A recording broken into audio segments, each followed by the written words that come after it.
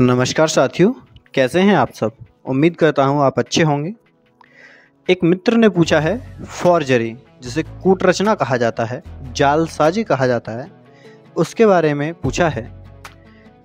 तो आज हम जानेंगे उसकी प्रक्रिया क्या है और उसकी क्या कार्रवाई होती है, क्या होता है फॉर्जरी। आज इस लेक्चर में हम पूरा जानेंगे। तो बने रहिएगा अपने फेवरेट प्लेटफॉर्म लीगल पर्सन के साथ।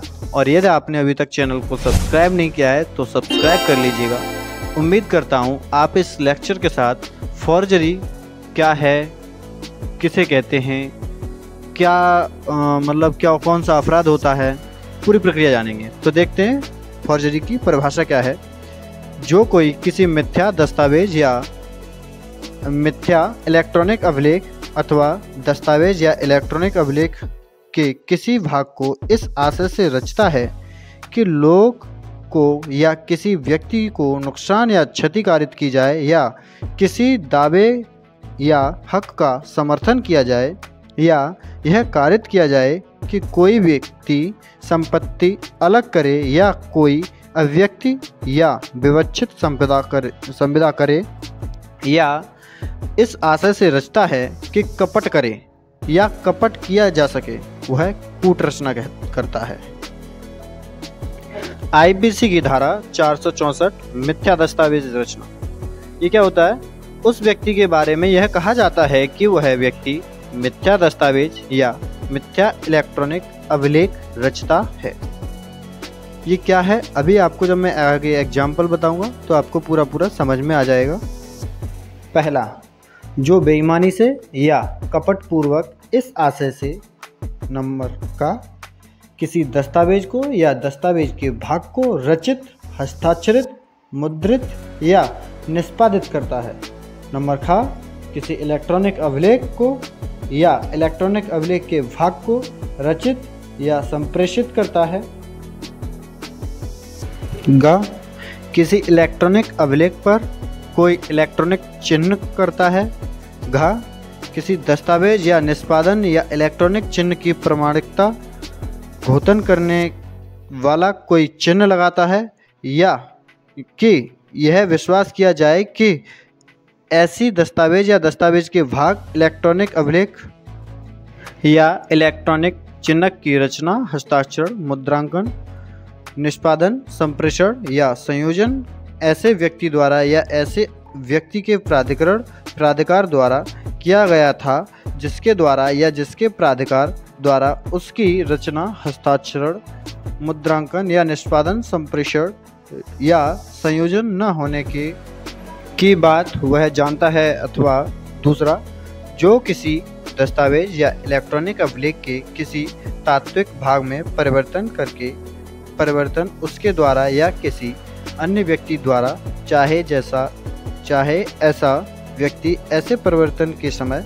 जीवित हो या नहीं, उस दस्तावेज या इलेक्ट्रॉनिक अभिलेख के रचित, निष्पादित या इलेक्ट्रॉनिक चिन्ह से संयोजित किए जाने के पश्चात उसे रद्द करने द्वारा या अन्यथा विधिपूर्वक प्राधिकार के बिना बेईमानी से या कपटपूर्वक, अथवा तीसरा, जो किसी व्यक्ति द्वारा यह जानते हुए कि ऐसा व्यक्ति दस्तावेज या इलेक्ट्रॉनिक अभिलेख की विषय वस्तु को परिवर्तन के रूप को चित्त विकृत या मत्तता की हालत में होने के कारण जान नहीं सकता, या उस प्रवंचना के कारण जो उससे की गई है जानता नहीं है, उस दस्तावेज या इलेक्ट्रॉनिक अभिलेख को बेईमानी से या कपटपूर्वक हस्ताक्षरित, मुद्रांकित, निष्पादित या परिवर्तित किया जाना, या इलेक्ट्रॉनिक अभिलेख पर अपने इलेक्ट्रॉनिक चिन्ह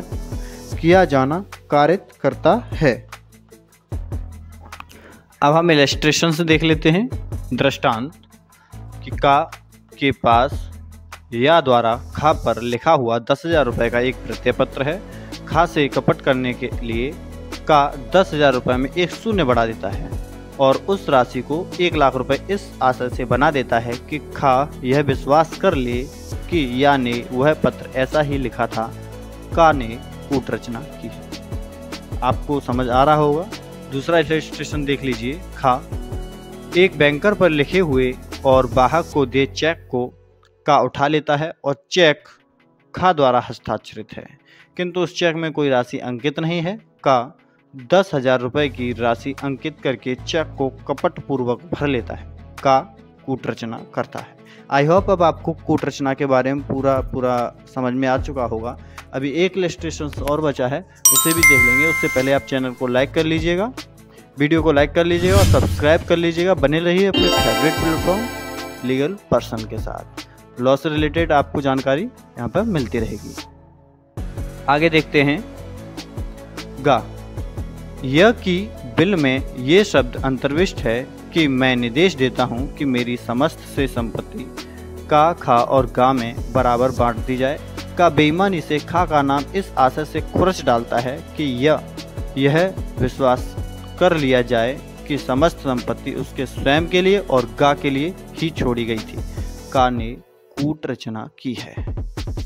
अब आपको पूरी तरह से समझ आ चुका होगा, तो देखते हैं आगे। अब जैसे कि हमने कूटरचना के बारे में समझने के लिए धारा 463 को पढ़ा है, उसी के अनुसार जो कोई अपराध करता है उसे भारतीय दंड संहिता की धारा 465 के तहत दंडित किया जाएगा। तो आइए हम इसे समझने के लिए धारा 465 को भी समझते हैं। 465 में इसके दंड के बारे में दिया गया है, देखते हैं। भारतीय दंड संहिता धारा 465 कूटरचना के लिए दंड। क्या है दंड? जो कोई कूटरचना करेगा वह दोनों में से किसी भांति के कारावास से, जिसकी अवधि 2 वर्ष तक की हो सकेगी, या जुर्माने से या दोनों से दंडित किया जाएगा। अब आपको कूटरचना के लिए दंड के बारे में मालूम पड़ गया, 2 वर्ष की सजा होगी उसमें। आगे है कूटरचना साबित करने के लिए आवश्यक मुद्दे। आवश्यक मुद्दे कौन कौन से हैं? नंबर 1, जनता या किसी व्यक्ति को हानि या क्षति पहुंचाना। नंबर 2, किसी अधिकार, मांग या स्वामित्व का दावा करना। अथवा नंबर 3, किसी व्यक्ति को अपनी संपत्ति का कब्जा छोड़ने के लिए मजबूर करना। नंबर 4, कोई व्यक्ति या निहित अनुबंध करने के उद्देश्य से। या नंबर 5, एक व्यक्ति को धोखाधड़ी करने या उस धोखाधड़ी को सुविधाजनक बनाने के इरादे से एक गलत दस्तावेज या उसका हिस्सा बनाता है, जालसाजी करता। अब आपको जालसाजी के बारे में इन इलस्ट्रेशन से पूरा क्लियर हो चुका होगा। अब टिप्पणी देखते हैं। टिप्पणी क्या है? नंबर 1, भारतीय दंड संहिता की धारा 465 के तहत आरोपी द्वारा पेश किए गए किसी भी दोषी जालसाज वाले दस्तावेज या उसके हिस्से को आरोपी द्वारा बनाया गया होना चाहिए। यदि अभियुक्त द्वारा किसी अन्य व्यक्ति को जाली दस्तावेज प्रस्तुत करने के लिए कहा जाता है तो यह अपराध नहीं है। यह आपको समझ आ चुका होगा। अगर नहीं समझ आता है तो आप कमेंट में पूछ सकते हैं, एक बार फिर से पढ़ लीजिएगा। नंबर 2 है, दस्तावेज जिस तारीख को बनाया गया है उस पर पिछली तारीख डालना इस धारा के तहत एक अपराध है। नकली दस्तावेजों के तीसरे पक्ष को नुकसान जरूरी है। यहाँ पर नुकसान पहुँचाने का इरादा होना महत्वपूर्ण है। वास्तविक क्षति या नहीं, यह मुद्दा अप्रासंगिक है।